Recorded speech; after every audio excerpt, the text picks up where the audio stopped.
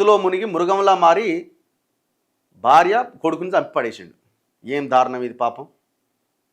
ప్రేమించి పెళ్లి చేసుకున్నాడట, మళ్ళా జీవితాంతం తోడుంటా అని బాస చేసిండు. కుటుంబాన్ని బాధ్యతగా చూసుకోవాల్సిన అతను తాగుడికి బానిసయిండు.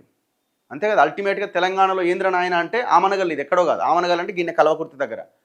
తెలంగాణలో ప్రతి చావు వెనకాల, ప్రతి అత్యాచారం వెనకాల, ప్రతి హత్య వెనకాల మత్తు పదార్థం అనేది ఒకటి ఉంటుంది. అది గాంజా కావచ్చు, డ్రగ్స్ కావచ్చు, లిక్కర్ కావచ్చు. లిక్కర్ అంటే ఇక గవర్నమెంట్ అఫీషియల్గా ఏరులై పారిస్తున్నది కదా, వరద. తాగండి, ఊగండి, సంపండి. 2600 షాపులు, అంతకు మించిన 20-25 వేల బెల్ట్ షాపులు, గ్రామానికి ఒక 30-40 బెల్ట్ షాపులు విచ్చలవిడిగా. మద్యం మత్తులో రోకలి బండతో దాడి చేయగా భార్య కొడుకు అక్కడికక్కడి చనిపోయారట. ఏం ఘోరం ఇది అసలు. ఓ కుమార్తె ఆసుపత్రిలో కొన ఊపిరితో కొట్టుమిట్టాడుతోందట. ఇంకొక పాప. ఈ విషాద ఘటన రంగారెడ్డి జిల్లా ఆమనగల్ మండలం సీతారాం నగర్ తాండా పంచాయతీ పరిధిలోని పులిగోనిపల్లి తాండాలో మంగళవారం తెల్లవారుజామున జరిగింది. స్థానికులు ఆమనగల్ సిఐ తెలిపిన ప్రకారం స్థానికుడైన బానావత్ రామ్దాస్ నాయక్, అదే మండలం రామ్నుంతల చిన్నతాండాకు చెందిన కవిత ఆమనగల్లులోని ఒక కాటన్ మిల్లులో పనిచేస్తుండగా ప్రేమించుకున్నారు. 2010లో పెళ్లి చేసుకున్నారు. వీరికి ముగ్గురు కుమార్తెలు కొడుకున్నారు. కొద్ది రోజుల కిందట ఇద్దరు మిల్లులో ఉద్యోగం మానేశారు. రామ్దాస్ నాయక్ మద్యానికి బానిసై రోజు తాగుతూ జులాయిగా తిరుగుతుండగా కవిత కూలీ పని చేస్తూ పిల్లలను పోషిస్తోంది. పెద్ద కుమార్తె పవిత్ర ఇంటి వద్దనే ఉంటోంది. రెండో కుమార్తె పావని హాస్టల్లో ఉంటూ 6వ తరగతి చదువుతోంది. మూడో కుమార్తె ప్రణీత 4వ తరగతి చదువుతున్నది. కొడుకు హర్షవర్ధన్ 1వ తరగతి చదువుతున్నాడు. సోమవారం రాత్రి రామ్దాస్ నాయక్ మద్యం తాగి కవితతో గొడవ పడ్డాడు. మళ్ళీ వానికి 4 పిల్లలు, ఒకరు కాదు, ఇద్దరు కాదు, వాళ్ళ జీవితాలకి మళ్ళా 3 బిడ్డల కొడుకు. భయపడిన పవిత్ర బంధువుల ఇంటికి పోయిందట. రామ్దాస్ నాయక్, కవిత, ప్రణీత, హర్షవర్ధన్ తమ ఇంట్లోనే నిద్రించారు. ఎవరు ఆ పిల్లలు?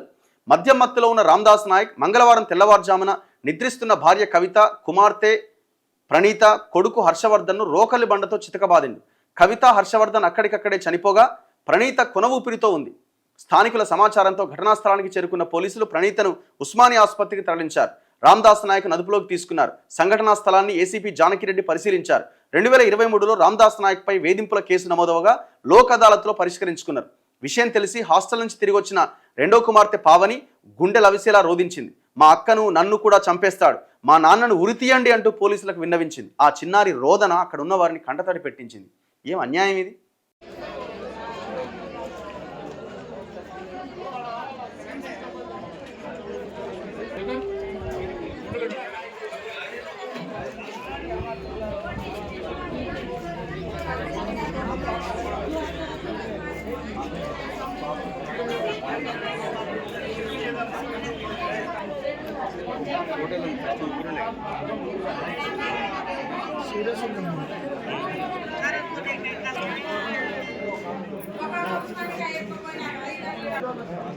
దగ్గర వచ్చిన వాళ్ళు రోషిని మళ్ళా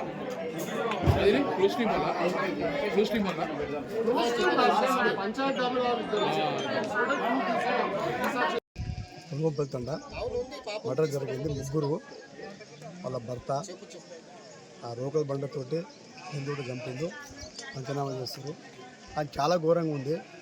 ఇసుటోనికి ఉరి శిక్ష పడేటట్టు చేయాలి, లేకపోతే పట్టుకునే కొట్టి చంపాలని కారికి ఉన్నాము. ఎందుకంటే ఇసుడు తాగిపోతునికి ఉంచొద్దు. ఎప్పుడు తాగేది 24 గంటలు. ఎన్నోసార్లు ఈయన గురించి పోలీస్ స్టేషన్ పోయినాం, 10-20 సార్లు పోయినాం, కేసు పెట్టినాం, అని పెట్టినాం. మళ్ళీ మంచిగా అయితే మళ్ళీ దోన్నాం. 2 ఏళ్ళు మా ఇంటికాడనే ఉంటాయి గురించి. అలా తండ పెద్ద మనుషులు అందరు వచ్చి తొలికొచ్చారు. మంచిగా చూస్తాం, మంచిగా చేస్తాం, ఏం చేయడికేనని మొత్తం ఎప్పుడు తాగిండో అప్పటి నుంచి ఇప్పుడు రాత్రి ఏమైంది తెలియదు కానీ మర్డర్ చేసిన వల్ల చేశారు. పులిగోనిపల్లి తండా గ్రామంలో రాత్రి ఒక బాధాకరమైన, విషాదకరమైన సంఘటన జరిగింది. ఈ బానవత్ రామ్దాస్ అనే వ్యక్తి అతను తాగి ఇంతకుముందు కూడా చాలాసార్లు పాపం అమ్మాయిని, భార్యని, పిల్లల్ని ఇబ్బంది చేసేవాడు.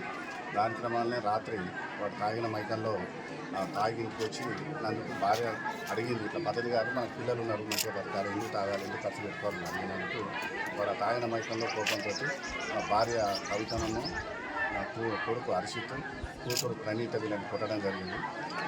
భార్య కవిత మరియు కొడుకు హర్షిత్ విషాదకరమైన పరిస్థితుల్లో ఇద్దరు చనిపోయినారు. ప్రణీత కూతురు తీవ్రమైన గాయాలతోటి హాస్పిటల్లో అడ్మిట్ అయినది. దాని గురించి ఇక్కడ మేము వచ్చి సీన్ విజిట్ చేసి ఇదంతా చేయడం జరిగింది. మేము ఎట్టి పరిస్థితుల్లో గ్రామస్తుల యొక్క స్టేట్మెంటు, వాళ్ళ చనిపోయిన ఆ వ్యక్తి యొక్క కవిత యొక్క సిస్టర్ అమ్మాయి తోటి దరఖాస్తు తీసుకొని ఆ నేరస్తుల విషయంలో కఠినంగా శిక్షించేందుకు అన్ని ఇన్వెస్టిగేషన్ ఆ విధంగా చేస్తామని చెప్పి తెలియజేస్తున్నాం.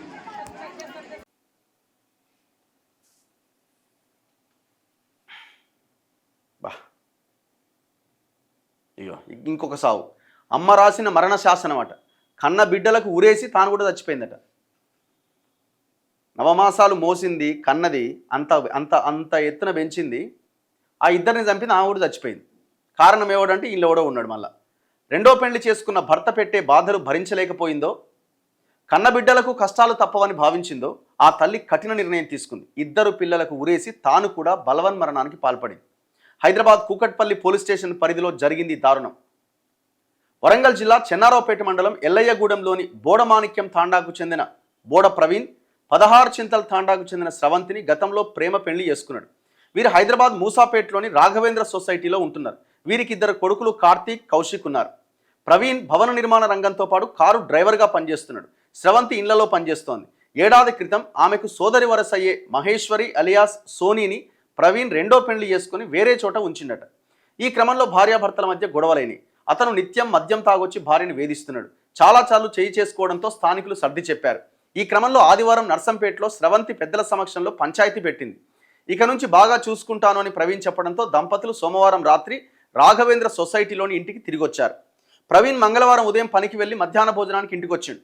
తలుపులకు గడియ పెట్టి ఉండగా ఎంత పిలిచినా భార్య బదులివ్వలే. స్థానికుల సహాయంతో తలుపులు బద్దలు కొట్టి లోపలికి పోతే అప్పటికే స్రవంతితో పాటు కార్తీక్, కౌశిక్లు ఇంటి పైకప్పునకు వేలాడుతూ కనిపించారు. దీంతో వారి మృతికి ప్రవీణే కారణమంటూ వరంగల్ జిల్లా బోడమాణిక్యం తాండాలోని అతని ఇంటిపై స్రవంతి బంధువులు దాడి చేసి నిప్పంటించారు.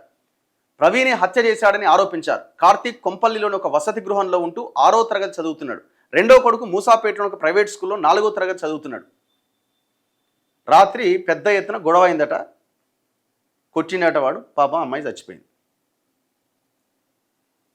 తన మేనమామ సెల్ ఫోన్కు నాన్న రాత్రి అమ్మను కొట్టి తాతమ్మతో సెల్ ఫోన్లో మాట్లాడాడు అని వాట్సాప్లో మెసేజ్ పంపించిండట. ప్రవీణ్ను పోలీసులు అదుపులోకి తీసుకున్నారట. దీని వెనకాల కూడా ఇదే పరిస్థితి. ఏం దారుణం. అన్ని పొద్దున్న లేస్తే ఈ సావుల వార్తలే ఉంటున్నాయి పేపర్లలో. దారుణం.